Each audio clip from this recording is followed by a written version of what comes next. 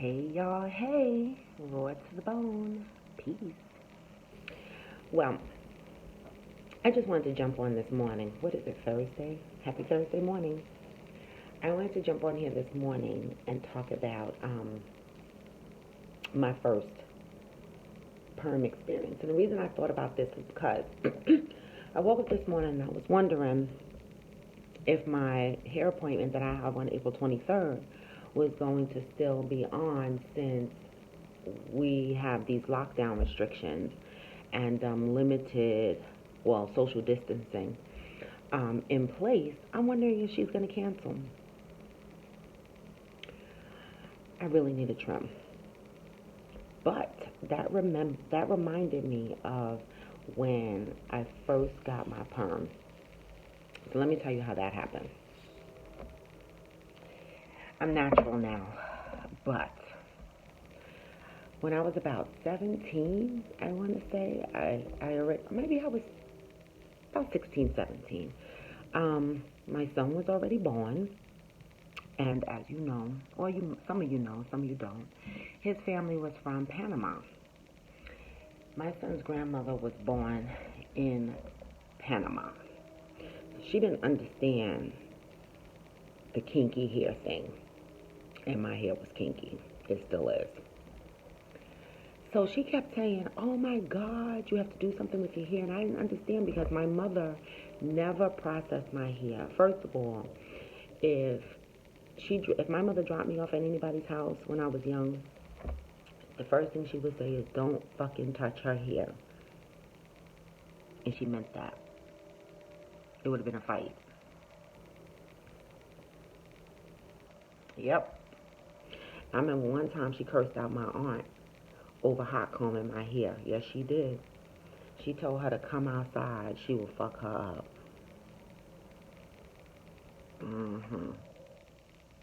This is her own sister-in-law. She didn't care. She had no limits.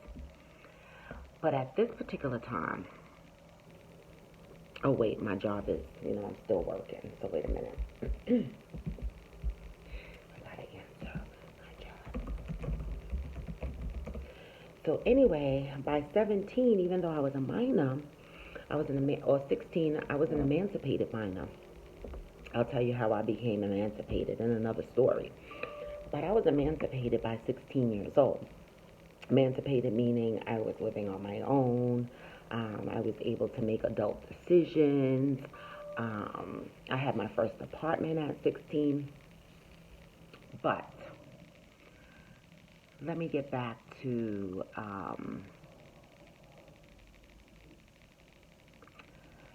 the story about my hair. Wait, let me answer my work text.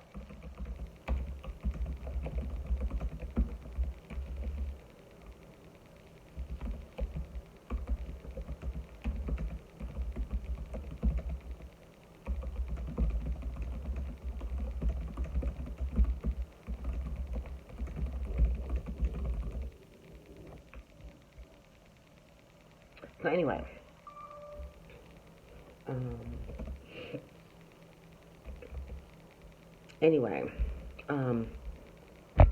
so at 16, 17, my mother couldn't say anything about my hair because I was emancipated and I was deemed grown, but I was still a kid. So Geraldine, that's my son's grandmother, thought that she was going to do my hair this particular day. Now, again, I'm naive. I didn't know what she was going to do. But she pulled out this cream, and she said she was going to straighten my hair. And she had the comb, and she even had a brush. All I knew is that she slapped this white shit in my hair, combed it in, brushed it in. My head was on fire. You hear me? And she made me sit with that shit in my hair until my hair was bone straight. When she washed that shit out, not only was my hair bone straight, but my scalp was lumpy as fuck because I had a bunch of sores.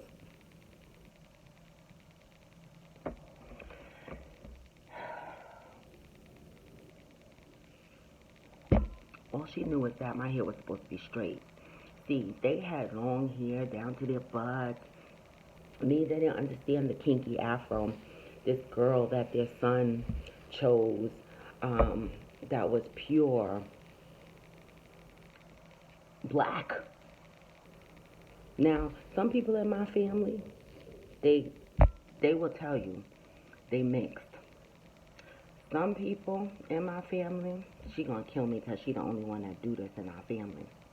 If she see this video, she gonna kill me. She checked other. Like every other family, we have a great grandfather's white. My grandmother comes from Bermuda. You know, her great grandfather comes from Portugal. My grandfather um, is part Indian. We all got something, but I'm black. I was born here. Yes, my grandfather was born in Barbados, but I was born here. Even though my grandmother was born in Bermuda on my father's side, and on my mother's side, my grandfather was born in Bermuda. Guess what? I'm born here. I'm black. And none of that Portuguese, Bermuda hair jumped in my head. I got pure naps. So she didn't understand that. So she wanted to perm my hair. So here I am at 16 or 17 getting my first perm. Worst experience ever. But she was happy with it, and I didn't know no damn better. So from then on, I was getting these perms. And it wasn't until I was a full-grown adult that I said to myself, I want to go back to my natural hair. But that shit was hysterical because she didn't understand. She was Panamanian. And I was the only one in the house that had the kinky hair. Yep. It's funny now, everybody's walking around with this natural hair and it's so glorious and so beautiful.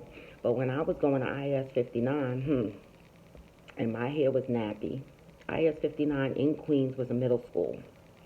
Those were my first couple of years, my worst years in school. Now, elementary school, PS 156, I was a badass.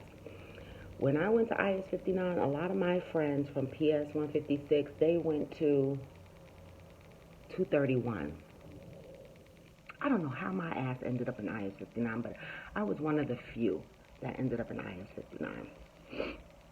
And so I used to get bullied a lot. Now, this is before people were going to jail for bullying or getting suspended for bullying. Nobody gave a fuck. You went to school, you got bullied, you either fought or ran. And I probably did a combination of both, depending on my situation at the time. Now, they used to tease me about my hair. They used to be like, oh, you got short, nappy hair.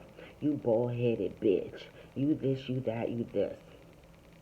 And it was always a bunch of girls that was they all stuck together in a group. And I was scared. I was like, these bitches are gonna beat me up. So I would tell my mother, and of course, my mother, her first thing was take a box cutter to school, grab one of them bitches, cut their ass, and see if the rest want some of that. And so at first I was like, oh my God, I can't do that. So certain days of the week, my mother would show up to the school and be on the corner ready to fight these kids. See, she fight kids, she fight adults, she fight everybody. But mainly, the first thing she asks them is, where do you live? Because I'm fuck up your mother. That must be where my son get it, because every time he want to argue with somebody, and if it's a girl, he look for their husband. This must be some shit that run in our family, but whatever. So she used to show up to school. And one particular day, I think they jumped me. And I went to swinging, and I had a box cutter or whatever the case may be. They never found the box cutter or whatever. But at the end of the fight, I got suspended. I think I got suspended. I know me and a couple of the girls ended up in the principal's office. And I kept saying they bullied me down the hallway. They shoved me. They pushed me. They whatever. And, listen, I'm in IS 59. I didn't have a crew. I was just there. They had a crew. They were together. So, year after year, this happened in this school. And one year, when I finally met Alvin's dad, you know, I was way too young to be meeting Alvin's dad, but neither here nor there. It was some R. Kelly shit or whatever. He used to come up to the schoolyard. This is after he and I started talking a little bit, because I met him picking up his sister at PS 156, because I used to still go over there and hang out. But when he realized I was going to IS 59, he would check in on me. And then when he realized I was being bullied, and the people that were bullying me, he knew them. And he said, okay, I'm going to stop by. And he would stop by the schoolyard and let them know, don't fuck with me. But he got tired. And he said, listen, I'm going to pick you up. He drove his mother's car. It was a Capri Classic, two-tone. I know y'all remember that shit. Beige and brown or something. And so he drove his mother's car every day. And so he would drive up to school and he said, okay, I'm going to pick you up from school. And every day we're going to follow these girls until they separate and go up their streets to go home. And you're going to jump out the car and you're going to fight these bitches so they can stop bothering you. So here I am going, oh my God, I don't really think I could fight. And this motherfucker's going to make me go out there and fight and embarrass myself. But I couldn't say no, because then I'd be a punk. Then they really bother me. So here I go. Get in his car. We follow them. The first one separated up her block. And it was snow on the ground. It was cold outside. And he goes, hurry up, jump out with her ass. So I get out the car. And I go to whip her ass. And she slips and falls on the ground. And I'm punching. But I couldn't punch her hard. I was punching with all my might. And he kept saying, oh my God, that's the hardest you could punch. Are you serious right now? And I'm saying, motherfucker, it's cold out here. My hands are cold. Everything is cold. He's like, you got her ass on the ground and you punching like that? Listen, I wasn't meant to be no fighter. Now, I done told y'all I would curse your ass out, but I'm not really trying to fight. I'm a stabber. I'm going to hit you with some shit. I'm not like a fist thrower. Okay? So anyway, I punched her as hard as I can. Then I got off of her because I was exhausted. And I was like, fuck it, I'm tired. Damn, it seemed like that always happens to me. I remember having a fight in PS 156. Now, this wasn't my fault. I was really wailing ass. And this girl said, stop, time out. I'm having an asthma attack or something. And everybody fell out and laughed. And I was like, how do you stop a fight in the middle of an asthma attack? But whatever. I get it. My ass was tired of punching. I stopped. Got in the car. And the next day in school, she didn't bother me. Okay, go out in the yard. Here come my future baby daddy again. By the gate, the head girl that was running the crew that teased me every damn day, bullied me every damn day, she was playing handball. I'm not going to say her name, but if anybody know her, they'll know this story. And he called her over to the gate. And she knew him. And he said, listen, touch her ass again. Say another shit to her again. Everybody gonna get fucked up. Well, that was the last time they messed with me. Okay? And I've seen them years after, because I wound up being with my baby daddy. He had a baby, and then voila, no more nappy head. I had a perm. There was nothing else to really tease me about, but still, it was a rough time. And I'll never forget that first perm. Bunch of sores in my head. Needless to say, I love my nappy hair. If a bitch came to me right now and called me a bald-headed bitch, I'd be like, thank you. I love every bit of my naps.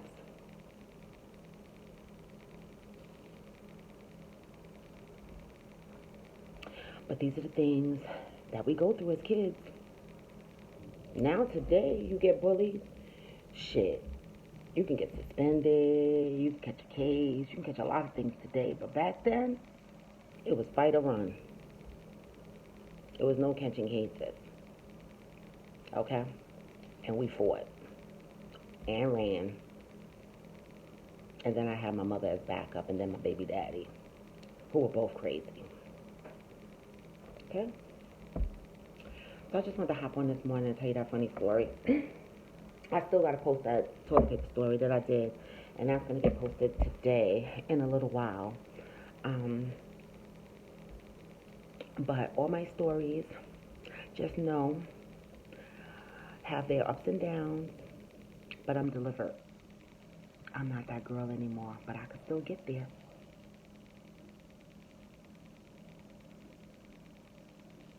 I don't run no more.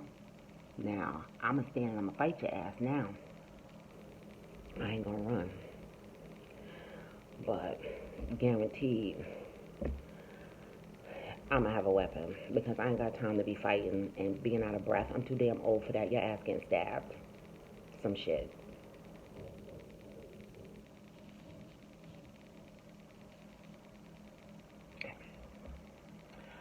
But anyway, I need to get back to work. But it was nice having coffee with y'all. We'll have plenty more stories to share. And my nighttime stories will be deeper stories.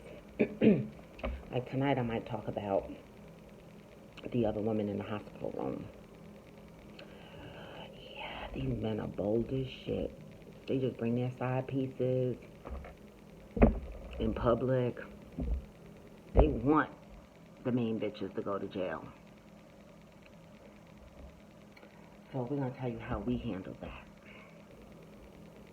This wasn't my man. But not to say my man didn't do it to me before. Not my current husband. But I've been there. Different situation, different story. But still another woman was involved. But had I walked up into a hospital room and another woman was in there, I say I would have went the fuck off. But who knows?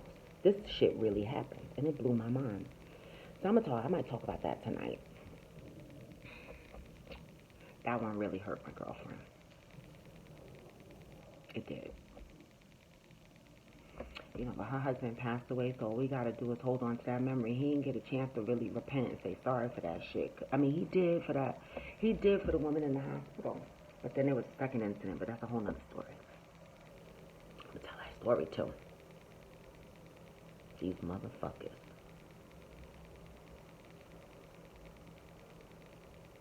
Yeah. So anyway, again, I tell these stories for self-healing. Some of them are funny, some of them are thought-provoking, some of them are sad. Please remember to subscribe to my channel, Raw to the Bone, and follow me on IG, same name, Raw to the Bone.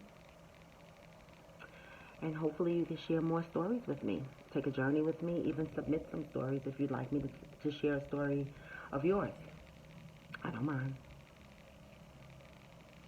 Everybody needs some healing.